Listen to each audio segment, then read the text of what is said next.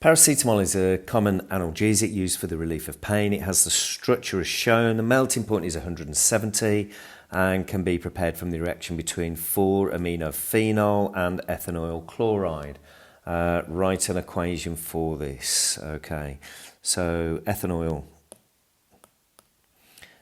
chloride is CH3COCl, and then 4-aminophenol. So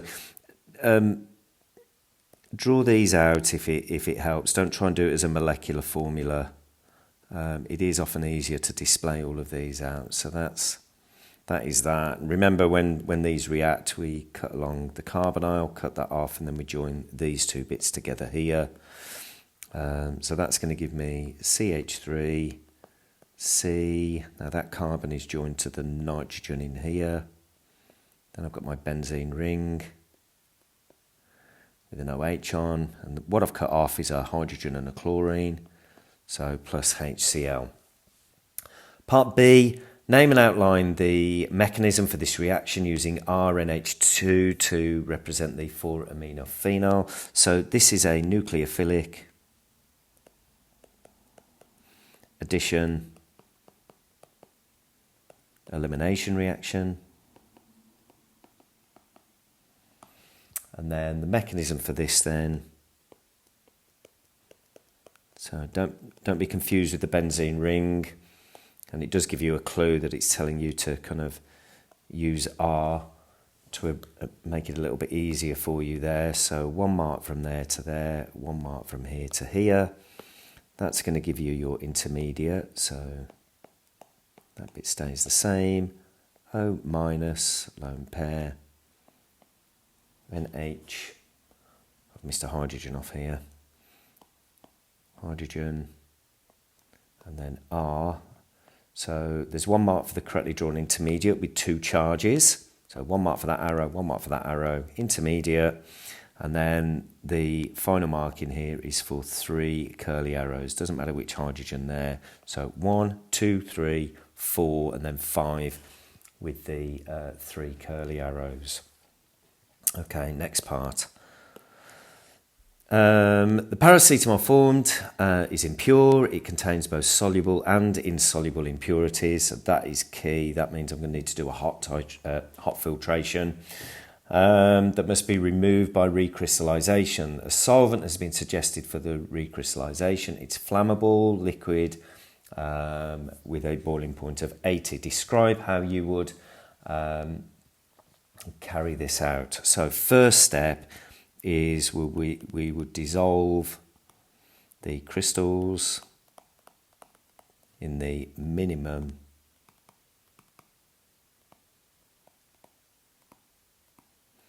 amount of hot solvent. So what that does, that dissolves your paracetamol and soluble impurities, but leaves the insoluble impurities in the solution. So then we filter it. So we filter that hot, okay, and that removes insoluble impurities.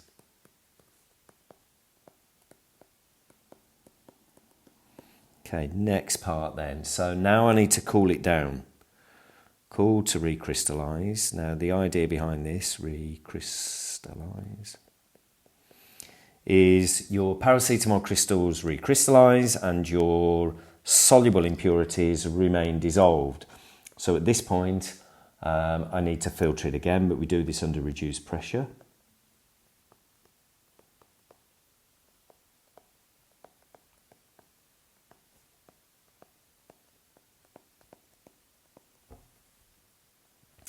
And then the final part with this then is we need to, we wash it with the cold solvent. So wash with cold solvent. That's to remove the solvent that you've got, that you've dissolved all of this stuff in, that has still got the soluble impurities in there. So we wash with pure cold solvent.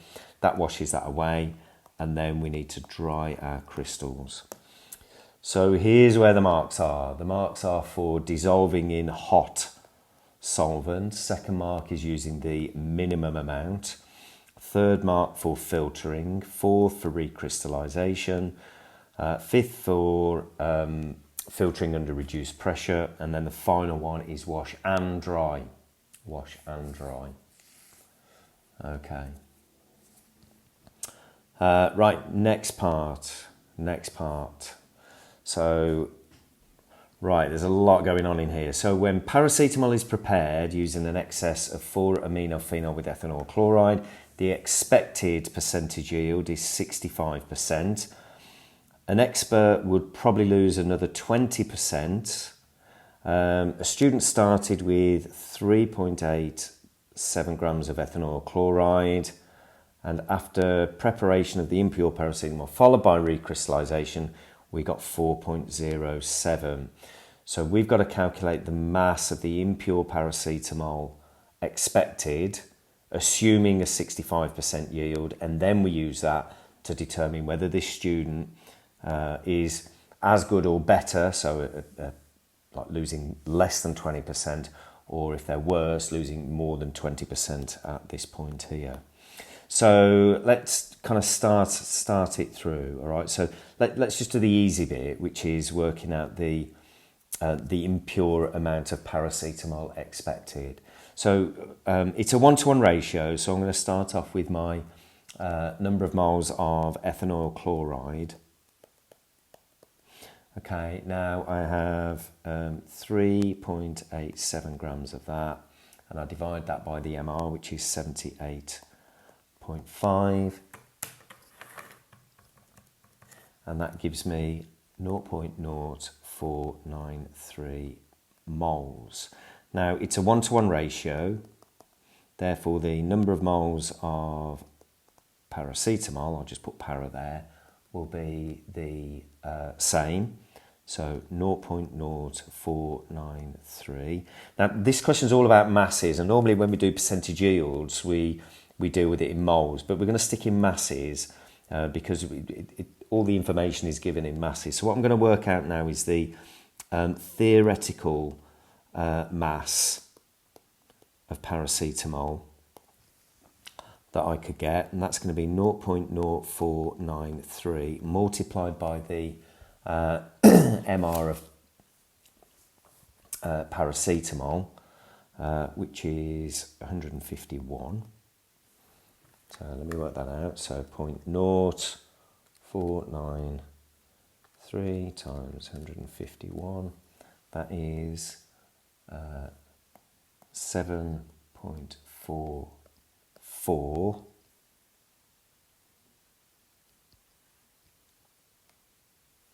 Okay, and then what I'm going to do now is I'm going to apply this 65% here, which is also talked about here. So 65%, which is kind of what you're expecting to get here, is going to be 7.44 times 0.65. So let me times that by 0.65. That gives me 4.83, so 4.84 grams. So that's what I'm kind of expecting with this. Okay, that's the expected percentage yield that we would get. Now, the expert would lose another 20%, and we need to see how much this one has actually lost. Okay, so if we're expected to make 4.84 and this student has obtained 4.07. The difference between the two then is 0.77 grams. So their further percentage loss is going to be the difference, 0.77, divided by 4.84. That's what we would expect to get, 4.84 times 100, which gives us 15.9%. Okay, so this bit goes in there. All right, that's what they would expect to get. They've actually got, and I've done the calculation here, but it's kind of this bit here really. So the student lost a further 15.9%, therefore demonstrated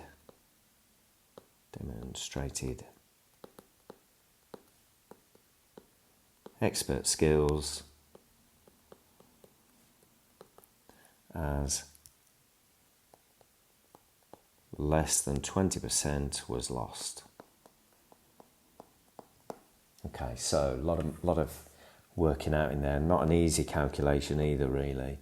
So there's 1 mark for this bit here, 1 mark for getting that bit there. So yeah, the 4.84.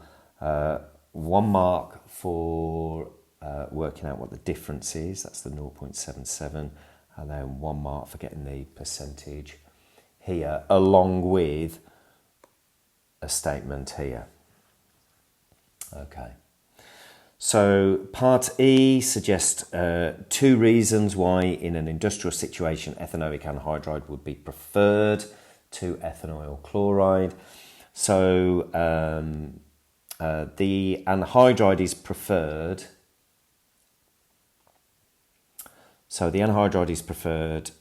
Let's talk about the other one first, actually. So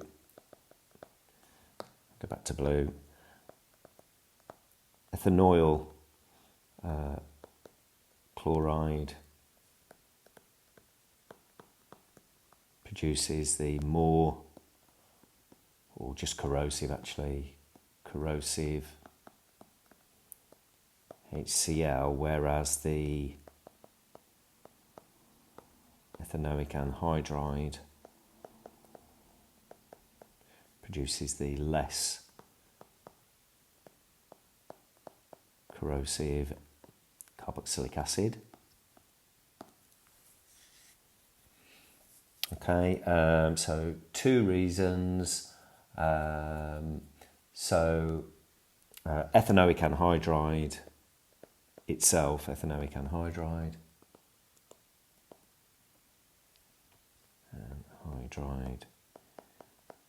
is less corrosive than ethanoic anhydride.